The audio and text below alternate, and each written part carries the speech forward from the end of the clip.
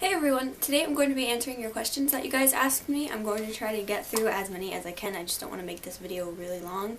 And some of you had multiple questions, so I'll try to at least answer one of them. But before I start, I just want to announce that I did make a Facebook page for this channel a while ago. I don't know if I ever said that in a video, but please go give it a like. That's a good way to message me. And it makes me look cool to people who know me in real life, so go give it a like. Okay, so the first question is from Rachel Lisa, and she asked how to tell your girlfriend or boyfriend that you are feeling suicidal. So my advice for this is to tell them that you want to talk to them and make sure you have a time to talk when there's nothing going on, like they're not busy doing something or distracted by something. And just try to explain how you feel as best you can. And I think a good thing to mention is that you don't feel suicidal because of them, because I think a lot of people who don't quite understand what it's like think that they're just not good enough for you or they just can't make you happy and whatnot. But obviously you know that you can't really help feeling depressed and suicidal even if you have like the greatest boyfriend or girlfriend. So yeah, just be honest, have a good time to talk, explain it as best as you can, and just make sure they know that it's not their fault. Oh, also, they're obviously going to be upset if they care about you, so don't be worried about upsetting them.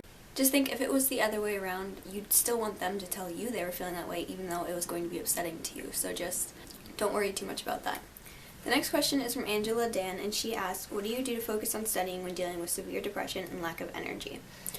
Okay, so what I try to do is do like one little part of my work at a time or read one little section at a time and then give myself a break, because I know when you have no energy at all and you realize like you have like all this information to read through and try to study or a whole assignment to do, you get even more overwhelmed and unmotivated and you just end up staying in bed.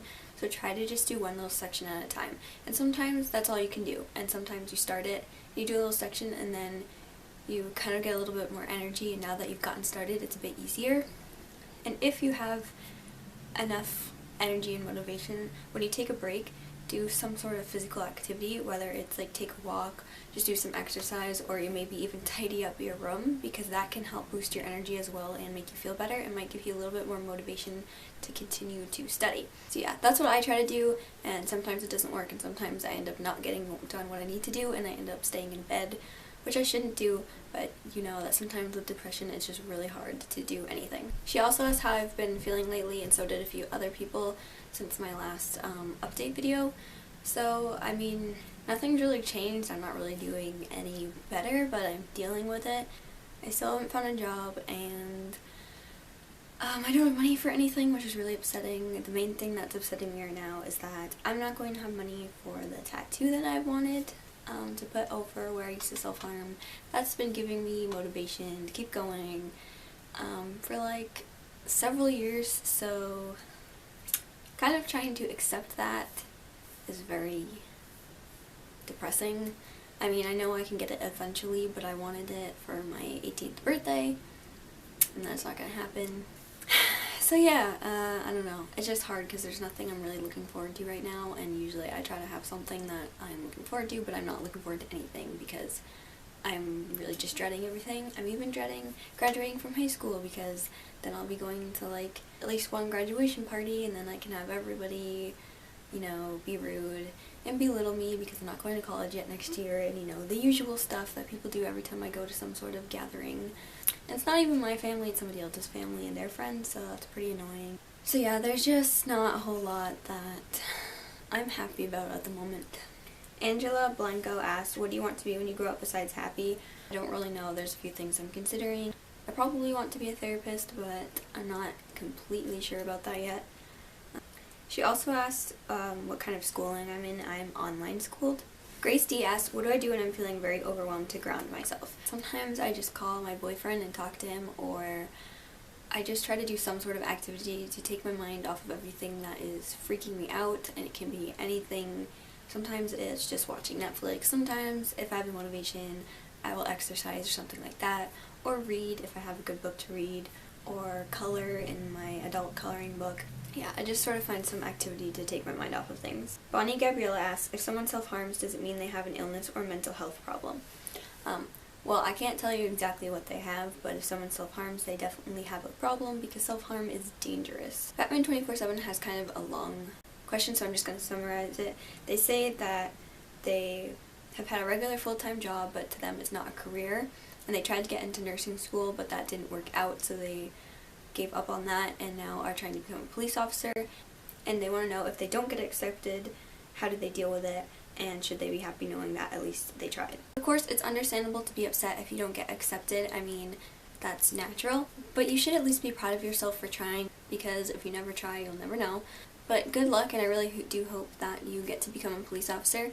Another thing, I know you kind of gave up on the nursing, but I don't know if you've ever considered being an LNA. That's a licensed nursing assistant. You probably already know that, but you just take a course. I think it's like maybe last a few months, and then you take a test and get your license, and maybe if the police officer thing doesn't work out, you could try doing that. Maybe be an LNA for a couple of years and then try to get back into nursing. If that's like really what you want to do, then I don't think you should give up on it. But I mean, if the whole police officer thing works out, that's great too. I don't know if that's helpful, but I'm just trying. Peakster753 asks, what do you think has enabled you and Dylan to have the staying power you two have had? I'm going to do a whole video on advice for a long, healthy relationship, so I'm not going to get too much into this, but I feel like part of it has to do with the type of people we are. There's some people who can't stay in like a long-term relationship and they get bored and they just kind of want to do their own thing and whatnot, but we're just, I don't know, fortunate to have met each other, and we're both people who can stay in a long-term relationship and put a lot of effort into it.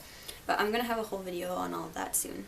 Mohaned40 asks, how do you deal with toxic people and remove them from your life? There are some toxic people that I have just stopped talking to in the past because they bring a lot of negativity into my life and I don't need that. And you can just stop talking to people if you can like get away with doing that without them like continuing to bother you, because you don't owe anybody anything, and if someone's making your life worse, you don't have to keep them in it. Some people, you can tell them the problems that they are giving you, and sometimes people don't realize and they will try to change, but some people are just continuously like just really negative, awful people to have in your life. But yeah, either just stop talking to them, tell them what's upsetting you, and if they're not going to change, then you don't want them in your life.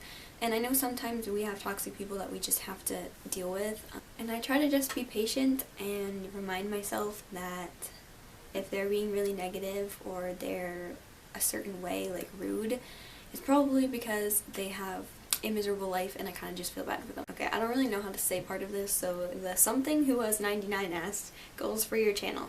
Obviously gaining more subscribers is nice. I want to eventually have a P.O. box when I have the money for it so that people can send me letters and I can write back.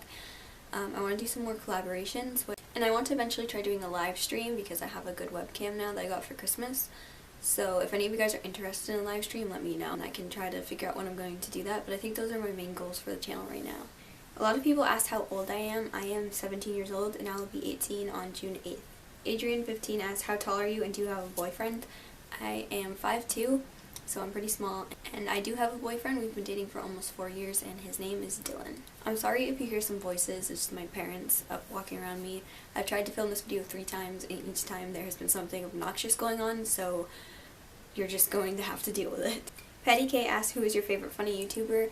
I'd probably have to say Graveyard Girl just because she cracks me up because she has such a like weird personality. Holly Shannon asked to share some funny story about Jackson, and Jackson is my boyfriend's dash hound.